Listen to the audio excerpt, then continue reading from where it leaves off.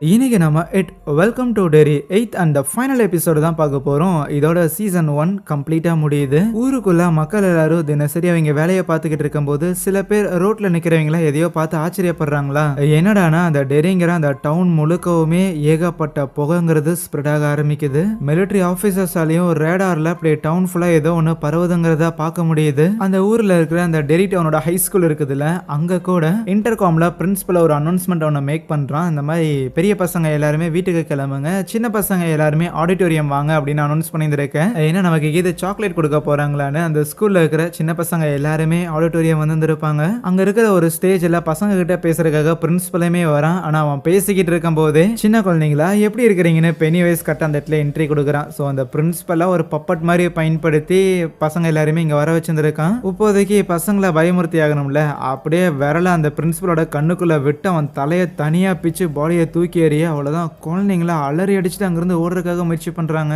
இத்தனை குழந்தைங்கள ஒரே இடத்துல அவங்க எல்லாரையுமே உயிர் பயத்தை பார்க்க வச்சோடனே அந்த பயம் தான் பெனிவைஸுக்கு ரொம்ப பிடிக்குமே. அங்க ஒரு சின்ன குத்தாட்டத்தையும் போட்டுட்டு அவனோட வாயை ஓபன் பண்றது மூலமா அந்த வெளிச்சத்தை பார்த்த எல்லாருமே அந்த பெனிவைஸோட வசியத்துல விழுகிறாங்க. இதே டைம்ல தான் மார்ஜ், ராணி, நம்ம லில்லின்னு சொல்லி ரிச்சோட பொருட்களை எல்லாம் அவங்களோட ஹேங் அவுட் ஸ்பாட்ல இருந்து எடுத்துக்கிட்டு இருப்பாங்களா. அப்பதான் ஊருக்குள்ள அந்த புகை பரவுறதுமே அவங்க கவனிக்கிறாங்க. வேகமா கீழே இறங்கி வந்து பார்க்கும்போது அந்த வாட்டர் டேங்கோட சவுத்துல அந்த பெனிவைஸ் இப்ப கடத்திட்டு போன அந்த பசங்களோட போஸ்டர் எல்லாத்தையுமே, மிஸ்ஸிங் போஸ்டர் எல்லாத்தையுமே அந்த பெனிவைஸ் கொண்டு வந்து ஒட்டிட்டு போயிருந்திருப்பான். அதை பார்க்கும்போதே கண்டிப்பா இந்த பெனிவைஸ் பார்த்த வேலை தானே இவங்களுக்கு புரியுது. இருந்தாலும் எப்படி எல்லாரையும் ஒரே நேரத்தில் அவன் தூக்குவான் அப்படின்னு பயம் வர ஆரம்பிக்க, அதுவே பெனிவைஸ் ஒரு சர்க்கஸ் வண்டியில போற மாதிரியும் அவனை ஃபாலோ பண்ணிட்டு அந்த குட்டி பசங்களா வர மாதிரி அவங்க எல்லாரையுமே வசியம் பண்ணி பின்னாடி வர வச்சுக்கிட்டு இருப்பான். மார்ஜும் ரில்லியும் பசங்களுக்கு என்னாச்சுன்னு பாக்குறதுக்காக அங்க ஸ்கூலுக்கு போயிருந்திருப்பாங்கல்ல, அங்க ஆடிட்டோரியம்ல பிரின்சிபலோட பாடியை பார்த்து ஷாக் ஆகி வெளியில வந்தா வெளியில நிக்கிற ராணி அந்த பிரின்சிபலோட தலையை பார்த்து ஷாக் ஆகிட்டு இருப்பா. மார்ஜுக்கு லில்லிக்கு என்ன ரியாக்ட் பண்றதுனே தெரியல. அப்ப இன்னொரு மிஸ்ஸிங் போஸ்டர் அவங்க கிட்ட வரும். அது வில்லோட தான் இருக்கும். ஸோ அது வில்லையும் கடத்திருக்குன்னு புரிய வருது. இப்போ எப்படி பென்னி வைஸை கண்டுபிடிக்கிறதுன்னு ஒரு கேள்வி வரும்போது அங்க ரோடு ஃபுல்லாமே ஒரு மாதிரி ரத்தக்கரையோட இருக்கும். மேபி இந்த ரத்தக்கரையை ஃபாலோ பண்ணா நம்மளால போக முடியுமோன்னு 3 பேரும் ஒரே சைக்கிள போகலான்னு இருப்பாங்களா. இருந்தாலும் பெடல் பண்ண முடியாம இருக்கு. ஆனா அப்போ அங்க ஸ்கூலோட பால் வண்டி இருக்கிறத பாக்குறாங்க. உடனே மார்ஜ், ஓகே ஃபைன், இதுக்கு முன்னாடி நான் வேன்லாம் ஓட்டுனதில்ல, நான் ஓட்டுனதை பார்த்துருக்கேன், என்னை நம்பி ஏறுங்கன்னு வண்டி எடுத்துட்டு கிளம்புறா. அதுவே இங்க மேஜர் ஹேன்லோன் வில்லுக்கு கால் பண்ணுவாரா. ஆனா வில் ஏன்டா போன் எடுக்கல அப்படின்னு சொல்லி ஒரு கடுப்புல இருக்க. ஆனா அப்போ ஒரு ரிங் ஒன்று வரும். யாருன்னு பார்த்தா அது பென்னி வைஸா இருக்குமா. கூடவே நான் வில்ல கடத்தி வச்சிருக்கேங்கிற மாதிரிலாம் அது பேச வில்லோட குரலுமே கேட்கும். உன்னோட பையன் வேணும்னா என்ன வந்து பாருங்கிற மாதிரி அந்த பென்னி வைஸ் சொல்லியிருந்திருக்க. இவருக்கு தான் பயனா என்னன்னே தெரியாது. அதனால பயங்கரமா கோவப்பட்டு போனெல்லாம் விட்டு எரிஞ்சுக்கிட்டு இருப்பாரு. அதுவே நம்ம ஹேலரும் தனியா ரூம்ல உட்காந்துருக்காரு. இருக்கிற எல்லா இடத்துலயும் அந்த ரூம் ஃபுல்லாமே பேய்கள் தான். தொடர்ந்து ஏதோ ஒரு பேய் அவர்கிட்ட பேசுறதுக்காக முயற்சி பண்ணிக்கிட்டே இருக்குமா. அவருக்கு பயங்கரமா ஃப்ரஸ்ட்ரேட் ஆகும். ஏன்னா தொடர்ந்து பேசிக்கிட்டே இருந்தா இங்க பாருங்க சும்மா இல்லைன்னா அவங்க எல்லாரையும் வச்சிருவான் பாரு அப்படின்னு கண்ணை எடுத்து அந்த பேய் மேல வைக்கிறதோ இல்லைன்னா தானே சூசைட் பண்ணிட்டு இறந்துடலாமோங்கிற மாதிரிலாம் ஒரு யோசிக்கக்குள்ள அப்போ மேஜர் ஹேன்லோன் வில்ல காப்பாத்தணும்னு உடனே ஹேலரோனை மீட் பண்றதுக்காக தான் வந்திருக்காரா. ஆனா அவரு உள்ள வந்தோடனே என்கிட்ட பேசாத, கதவு மூடிட்டு அப்படியே போயிரு, எங்கேயாவது கிட்ட வந்தீங்கன்னா ஷூட் பண்ணிடுவாங்கிற மாதிரி ஹேலரோன் மிரட்டிக்கிட்டு இருப்பாரா. ஹேலரோன் இப்படி ஏன் பிஹேவ் பண்றாருன்னு நம்ம மேஜர் ஹேன்லோனுக்கு நல்லாவே புரியுது. ஏன்னா தொடர்ந்து இருக்கிற பேய்கள்லாம் அவர்கிட்டயே பேசிக்கிட்டு இருக்குது. அதுங்க பேசுற அந்த ஒரு டார்ச்சரையே இவரால் தாங்கிக்க முடியல. இப்போ அடிஷ்னலா நான் போய் பேசினா எனக்கு கடுப்பாக தான் செய்யும்னு தெரிஞ்சாலும் இருந்த போதிலும் என் பையனை அதை தூக்கிட்டு போயிடுச்சுடா, நம்ம என் பையனை கண்டுபிடிச்சாகணும், நீ எனக்கு உதவி பண்ணி ஆகணும், ப்ளீஸ் அதை கண்டுபிடிக்கிறதுக்கு உதவி பண்ணு, இப்போதைக்கு உன்னை தவிர எனக்கு வேற யாருமே உதவி பண்றதுக்காக இல்ல, ப்ளீஸ் எனக்காக இந்த ஒரு உதவி மட்டும் பண்ணி கொடு, என்னால முடிஞ்ச வரைக்கும் உனக்கு நான் என்ன வேணுமோ எல்லாத்தையுமே செஞ்சு கொடுக்குறேன், ப்ளீஸ் என் குழந்தைடா, அது என் குழந்தையை கண்டுபிடிச்சு கொடுற அப்படின்னு ஒரு கெஞ்சி அழுதுகிட்டு இருக்கேன். ஹேலரும் எவா இதுக்கு மேல எல்லாம் சமாளிக்க முடியாதுடான்னு தன்னைத்தானே போட்டு தள்ளிக்கலாங்கிற மைண்ட் செட்ல தான் இருந்திருக்காரு. சரி என்னோட சாவா கொஞ்சம் ஒத்தி வச்சுட்டு முதல்ல இவன் பையனை கண்டுபிடிக்கலான்னு அவரு ஒத்துக்கிறாரா. அந்த டெரி டவுன் முழுக்கவுமே அந்த புகைங்கிறது ஸ்ப்ரெட் ஆகிட்டு இருக்குதுல்ல, இது எல்லாத்தையுமே அந்த ஜெனரல் ஸ்ட்ராங் நின்று பார்த்துட்டு தான் இருப்பான். ஆனா அப்ப அங்க உள்ள வந்த ஒரு சோல்ஜர் இந்த மாதிரி மேஜர் ஹேன்லோன் இந்த ஹேலரோனை எங்கேயோ கூட்டிட்டு போயிருக்காங்க அப்படிங்கிற மேட்டரை சொல்ல, எங்கடா கூட்டிட்டு போயிருக்காங்கன்னு பார்த்தா ரோஸோட வீட்டுக்கு தான். ஏன்னா ரோஸோட வீட்டுல தானே இப்போ மேஜர் ஹேன்லோனோட ஒய்ஃப் இருக்கிறாங்க. வில் காணாம போயிட்டான், அந்த பென்னி வைஸ் தூக்கிட்டு போயிருச்சுங்கிற மேட்டரை சொன்னோன்னே அவங்க பயங்கரமா நம்ம மேஜர் ஹேன்லோனை போட்டு அடிக்கிறாங்க, திட்டுறாங்க, புலம்புறாங்க.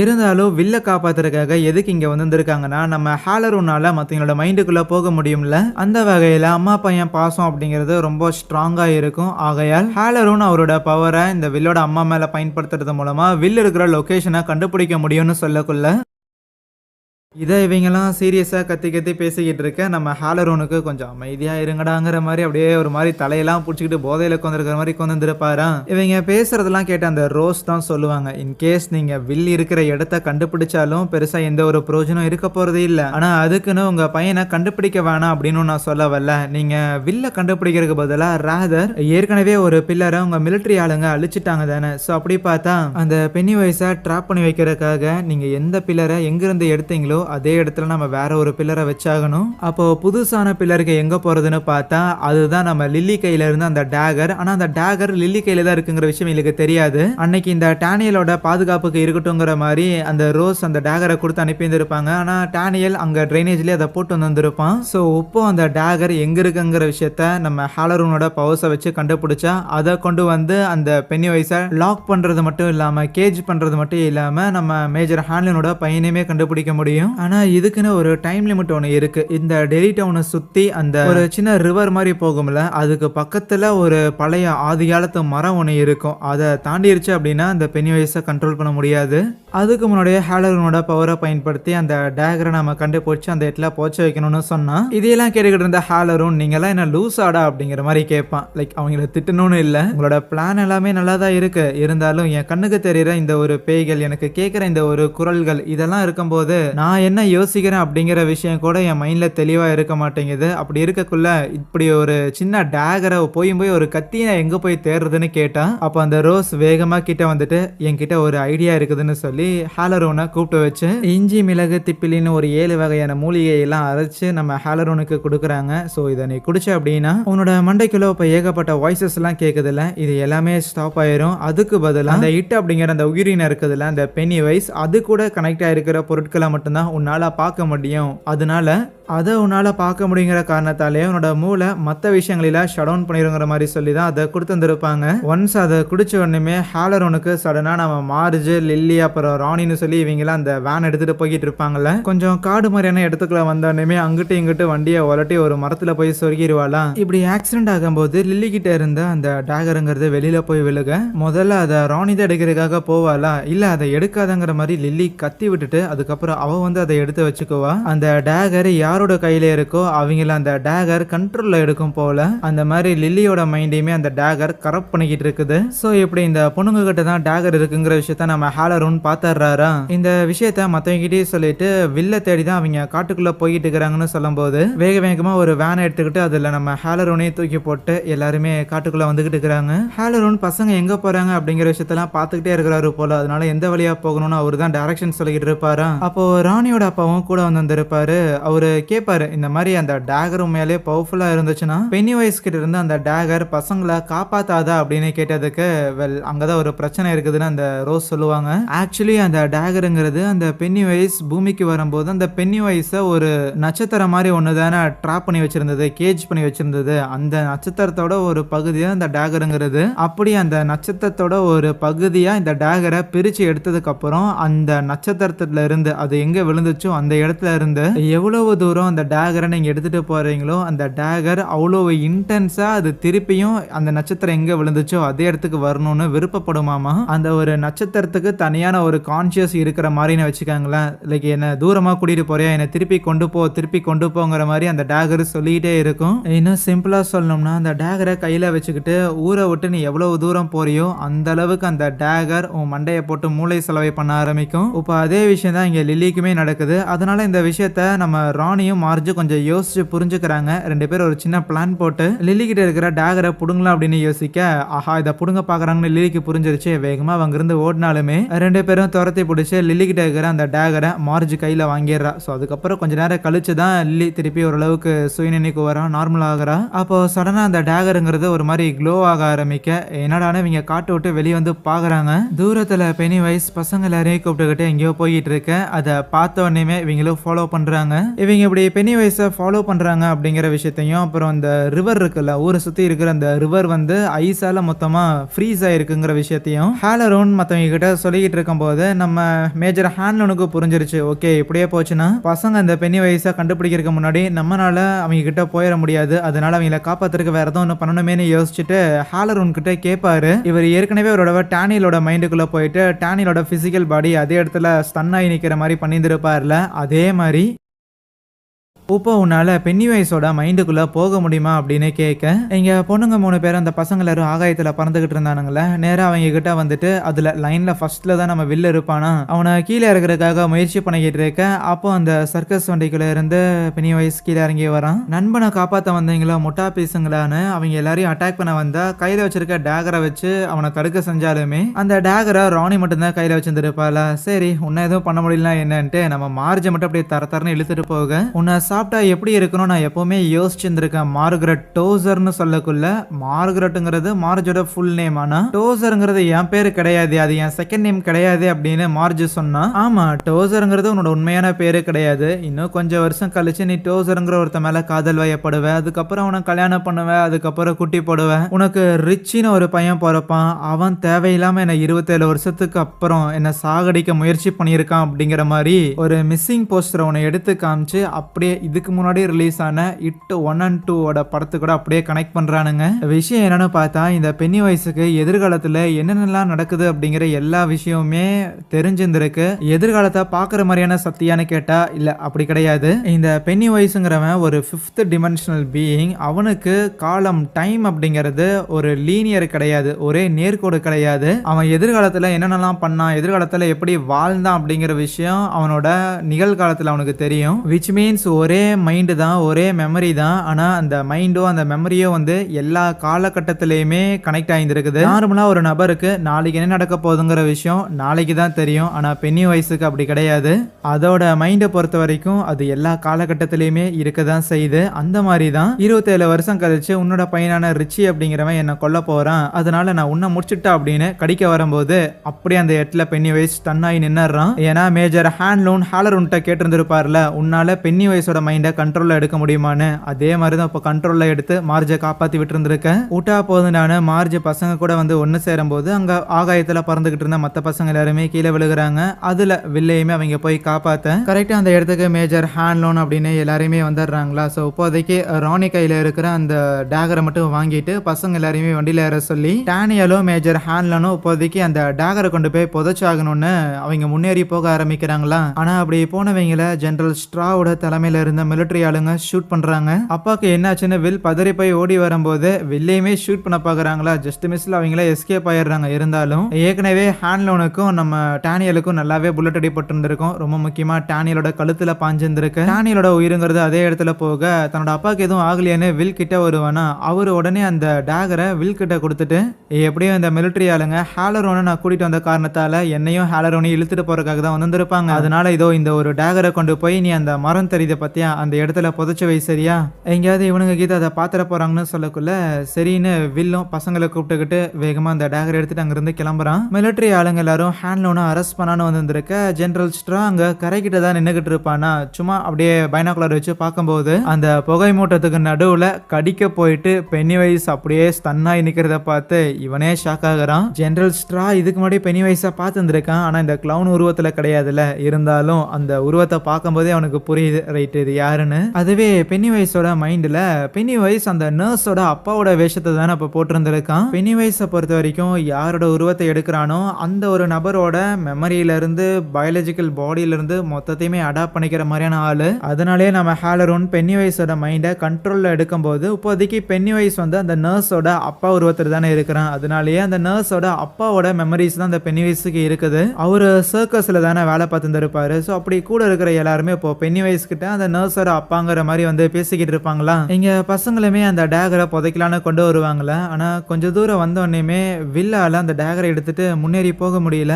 இல்லப்பா இது திருப்பி போகணும்னு விருப்பப்படுது போலேன்னு அவன் அப்படியே ஒரு யூட்டனை போட டே ராசா எங்கேயா போறேன்னு 3 பேர் அவனை தடுக்க முயற்சி பண்றாங்க. அதுவே ஜெனரல் ஸ்ட்ரா அங்க ஸ்டன்னாகி நிக்கிற அந்த பென்னி வைஸ் கிட்ட வந்துட்டு ஓகே இவ்வளவு வருட காலங்களாக நான் உன்னை பார்க்காத காரணத்தாலேயே நீ உண்மையா இருப்பியா இல்லையாங்கிற ஒரு சின்ன கேள்விங்கிறத இருக்க செஞ்சது. நான் ஏதோ சின்ன வயசுல ஒன்ன பார்த்த காரணத்தால நான் ஏதோ சின்ன வயசுல எதையோ பார்த்து பயந்துருக்கேன் போலையேன்னு நினைச்சிருந்திருக்கேன், இல்லனா ரொம்ப கொடூரமான ஏதோ ஒண்ணு இருக்குதுன்னு யோசிச்சிருந்திருக்கேன். ஆனா அது ரெண்டுமே உண்மையா இருக்கும்னு நான் எதிர்பார்க்கலன்னு சொல்லுவான். ஏன்னா பென்னி வைஸ ஃபேஸ் டு ஃபேஸ் கன்ஃபரண்ட் பண்றது அப்படிங்கிறது இமேஜின் பண்ணி பார்க்க முடியாத அளவுக்கு லைக் அவன் அப்படி இருக்கிறான், அதைத்தான் அப்படி சொல்றாரு அவரு. அதுவே பென்னி வைஸோட மைண்ட்ல ஹாலரோனும் எப்படியாவது அவனை கன்ஃபியூஸ் பண்ணி கொஞ்ச நேரம் அந்த மைண்டுக்குள்ளேயே ட்ராப் பண்ணி வச்சான். அந்த கேப்ல வெளியில இருக்கிறவங்க அந்த டேகரை கொண்டு போய் ஒரு பில்லர் மாதிரி வச்சிருவாங்க. ஸோ அதுக்கப்புறம் எல்லாரும் தப்பிச்சாங்க அப்படின்னு சொல்லி தான் அந்த ஹாலரோன் கொஞ்ச நேரம் அந்த பென்னி வைஸை கண்ட்ரோல் பண்ண ட்ரை பண்ணுவாரு. நான் ஹாலரோன் தான் இந்த வேலையை பார்க்குறாங்கிற விஷயத்த அந்த பென்னி வைஸ் கண்டுபிடிச்ச உடனேயுமே அது திருப்பியும் சுயநினைவுக்கு வர பக்கத்தில் ஏதான ஜென்ரல் ஸ்ட்ரா இருக்கிறாரு. அது திருப்பியும் கான்சியஸுக்கு வந்ததை பார்த்தோன்னே ஓகே நீ ஒன்றும் பிரச்சனை இல்லை இங்கிருந்து கிளம்பலாம் அப்படின்னு சொன்னா, பசங்களை போட்டு தள்ள வேண்டிய வேலை இருக்குதுன்ட்டு பென்னி வைஸ் அங்கிருந்து போக தான் பார்ப்பான். இருந்தாலும் அப்படியே ஒரு செகண்ட் திருப்பி வந்து ஹே உன்னை இதுக்கு முன்னாடி நான் பார்த்துருக்கனே, உன்னோட வாசனை எனக்கு இன்னும் ஞாபகம் இருக்கேன்னு சின்ன வயசுல இருக்கும்போது இந்த ஜென்ரல் ஸ்ட்ராவை அவன் பயமுறுத்துறதுக்காக ஒரு முகத்தை வச்சிருந்துருப்பான்ல, அதே முகத்தை வச்சு காட்ட அவ்வளோதான் ஜென்ரல் ஸ்ட்ரா அங்கே பயந்துடுறான். பயந்துட்டா போதுமே போட்டு தள்ளிடுறான். அந்த ஜென்ரலை போட்டு தள்ளினா அதே கையோட பசங்களையுமே போட்டு தள்ளுறதுக்காக பென்னி வைஸ் வேகமா ஓடி வந்துகிட்டு இருக்க. பென்னி வைஸ் இப்படி ஓடி போறது அங்க இருக்கிற சோல்ஜர்ஸா இருக்கட்டும், மேஜர் ஹான்லோன் ஹாலரோன்னு எல்லாருமே அதை பாக்குறாங்க. கையில கன் வச்சிருக்க ஆபீசர்ஸ் கிட்டயுமே ஹே அவனை ஷூட் பண்ணுங்கடா அப்படின்னு மேஜர் ஹான்லோன் சொன்னாலும் ஹான்லோனோட பேச்சை அவங்க யாரும் கேட்கற மாதிரி இல்ல.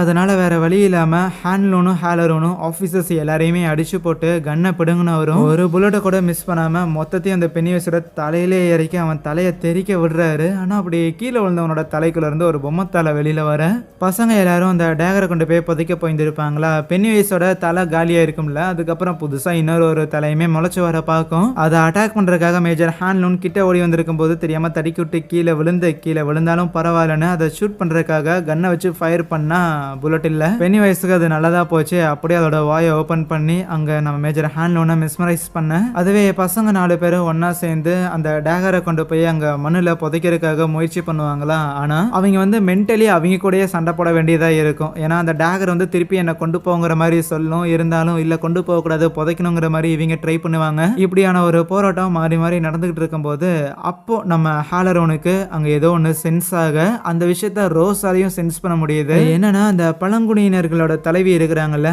அவங்களோட ஆன்மா அந்த இடத்துல வர மாதிரியும் அந்த ஆன்மா கூடவே நம்ம ரிச்சும் இருப்பான். ரிச் வந்து ஆன்மாவா தான் வந்திருப்பான். அதை நம்ம ஹாலரோனால மட்டும்தான் பார்க்க முடிஞ்சிருக்கும். இவன் எதையோ பாக்குறாங்கிறத தெரிஞ்சுக்கிட்டு அந்த ரோஸுமே என்னடா பாக்குறேன்னு கேட்டா மிராக்கல்னு சொல்லுவானா. அங்க தவிழ்ந்துகிட்டு இருக்கிற பென்னி வைஸுக்கு ரிச் அப்படியே நக்கல் காமிச்சுக்கிட்டு நேரா போய் பசங்களுக்கு அந்த டேகரை மண்ணுல புதைக்கிறதுக்காக உதவி பண்ணும்போது ஆஹா எங்கேயாவது புதைச்சிட போறானுங்கன்னு பென்னி வைஸ் டிராகன் மாதிரி ரெக்கைகள் எல்லாம் வர வச்சுக்கிட்டு வேகமா பறந்து கிட்ட போயிடும். ஆனா ஒன்ஸ் அந்த டேகரை அவங்க தரையில வச்சு அடுத்த செகண்டே இந்த டவுனை சுத்தி அந்த 13 பில்லர்ஸ்ங்கிறது புதைக்கப்பட்டிருந்திருக்குதுல, அது எல்லாமே ஒன்னா கனெக்ட் ஆகி பென்னி வைஸ் அந்த டவுனுக்குள்ள தூக்கி எறிகிற மாதிரி அப்படியே பசங்க கிட்ட இருந்து அந்த எல்லை கிட்ட இருந்து அப்படியே கொஞ்சம் தூரம் அந்த ஐஸ் கிட்ட தூக்கி எரியுது. அதுக்கப்புறம் பென்னி வைஸ் திருப்பி அவனோட கிளவுனோட உருவத்துக்கு வந்தாலும் அந்த கிளவுனோட உருவங்கிறதுமே செதஞ்சு 3 வெளிச்ச மாதிரி ஆகுறான், 3 லைட் பால்ஸ் மாதிரி ஆகுறான். அதுதான் ஆக்சுவலி பென்னி வைஸோட உண்மையான உருவமா இருக்கும். அதுவா மாறிட்டு இப்போ 27 வருஷத்துக்கு அவன் தூங்க போகணும்ல, அதனால போயிட்டான். எப்படியோ நம்ம சக்சஸ்ஃபுல்லா இதை முடிச்சிட்டோம் அப்படின்னு பசங்களுக்கு ஹாப்பியா இருக்கும்போது கடைசியா யாரோ ஒருத்தங்க நம்மளை எக்ஸ்ட்ரா வந்து தொட்ட மாதிரி இருந்துச்சுன்னு எல்லாருக்கும் ஃபீல் ஆயிருக்கும். ஸோ அப்படின்னா டெஃபினட்டா அது ரிச்சா தான் இருக்குன்னு சொல்லி எல்லாருக்கும் கொஞ்சம் ஹாப்பியா இருக்கு. கட் பண்ண அதுக்கப்புறம் கொஞ்ச நாள் கழிச்சு ரிச்சுக்கான ஃபியூனரல் நடந்திருக்கும் போல, அது அட்டன் பண்றதுக்காக நம்ம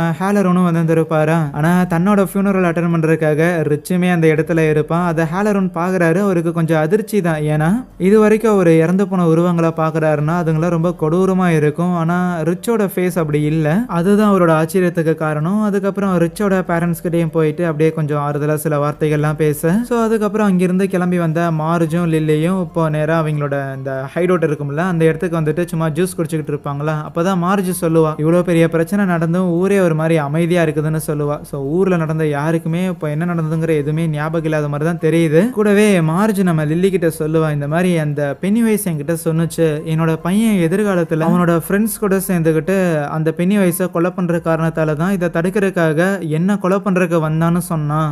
அப்படி பார்த்தா ஒருவேளை அப்போ நம்ம அந்த பென்னி வைஸை கண்ட்ரோல் பண்ண காரணத்தால் அந்த பென்னி வைஸ் நம்மளோட பேரண்ட்ஸை கொலை பண்ணுறதுக்காக பின்னாடி டைம் ட்ராவல் பண்ணி போவானோ அப்படின்னு கேட்டதுக்கு அதுக்கு லில்லியுமே ஒன்றும் பிரச்சனை இல்லை, அப்படி நடக்க போகுதுன்னா அது நம்ம பேரண்ட்ஸோட சண்டை, அவங்க சண்டையை அவங்க பார்த்துக்குவாங்க, நம்ம கவலைப்பட தேவையில்லைன்னு சொல்லுவா. அதுவே நம்ம ஹேலரூன் மேஜர் ஹேண்ட்லூனை வந்து மீட் பண்ணிட்டு அவருக்கு காலில் புல்லட் அடிப்பட்டங்காட்டி நடக்க முடியல போல. சில வார்த்தைகள்லாம் பேசுறது மட்டும் இல்லாமல் நான் ஊரை விட்டு கிளம்பலான்னு இருக்கிறேன், இந்த மாதிரி ஒரு ஹோட்டலில் குக்கா இருக்கிறதுக்கு எனக்கு வேலை கிடைச்சிருக்கு, அதனால தான் போகலான்னு இருக்கிறேன்னு சொல்லுவார்.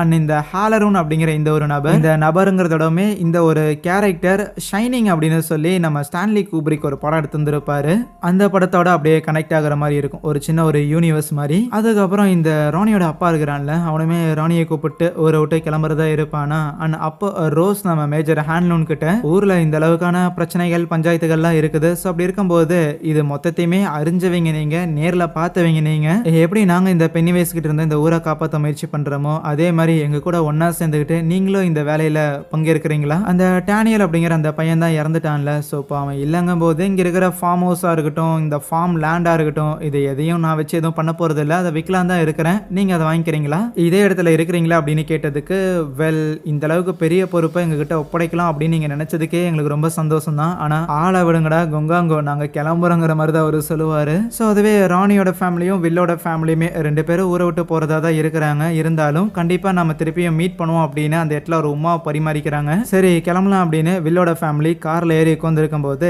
கடைசி நேரத்துல வில்லோட அம்மா மனசை மாத்திக்கிறாங்க, ஏன் இதே ஊர்ல இருக்கக்கூடாது, இந்த இடத்துல சும்மா அப்படியே ஆடு மாடெல்லாம் மேய்ச்சிக்கிட்டு அப்படியே இதே இடத்துல என்னடா நீ என்னடா சொல்ற அப்படின்னு வில்கிட்ட கேட்கும் போது வில்லுக்கும் ஓகே ஒன்றும் பிரச்சனை இல்லைன்னு சொல்லிடுவான். அதே நேரத்தில் நம்ம ராணி அவங்க அப்பா கூட அந்த டெரி டவுனை விட்டு கிளம்புறா. ஸோ அந்த டவுனை விட்டு அவள் வெளியில போக அப்படியே கட் பண்ணி அந்த டெரி டவுன்ல ஒரு அசைலம் ஒன்று இருக்கும்ல, அங்க காட்டுறாங்க.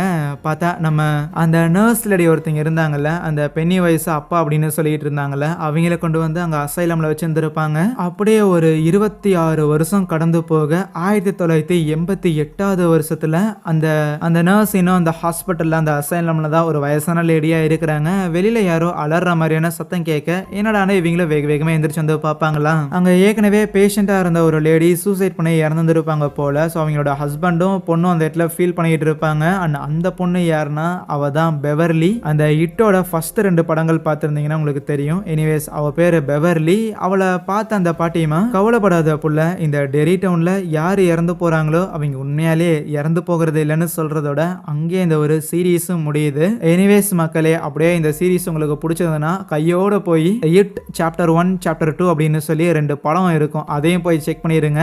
ஏன் ப்ரோ நீங்க அதை போட மாட்டீங்களான்னு கேட்டீங்கன்னா, வெல் இந்த சீரீஸ்க்கே வியூஸ் எதுவும் வரல, அதை போட்டா இன்னும் படுத்துரும். ஏற்கனவே என்னை விட ரொம்ப பெட்டரா நிறைய சேனல்ஸ்ல ஏற்கனவே வீடியோஸ் பண்ணியிருக்காங்க, போய் செக் பண்ணி பாருங்க. அவ்வளவுதான். இனி ஒரு 2-3 வருஷம் கழிச்சு 1935 வருஷத்துல கதை நடக்கிற மாதிரி 2வது சீசன் ரிலீஸ் ஆகும் நினைக்கிறேன். அப்போ வரைக்கும் யூடியூபை தொடர்ந்து பண்ணிட்டு இருந்தேன்னா மேபி அந்த சீரீஸை நம்ம சேனல்ல நீங்க எதிர்பார்க்கலாம். பிளஸ் இந்த சீரீஸ் உங்களுக்கு பிடிச்சிருந்துச்சுன்னா மறக்காம வீடியோக்கு ஒரு லைக் கொடுத்துட்டு இந்த சீரீஸை பத்தின உங்களோட தாட்ஸை மறக்காம கமெண்ட்ல சொல்லிட்டு போயிருங்க. பிளஸ் சேனலையுமே சப்ஸ்கிரைப் பண்ணி வச்சுக்கோங்க. தேங்க்யூ.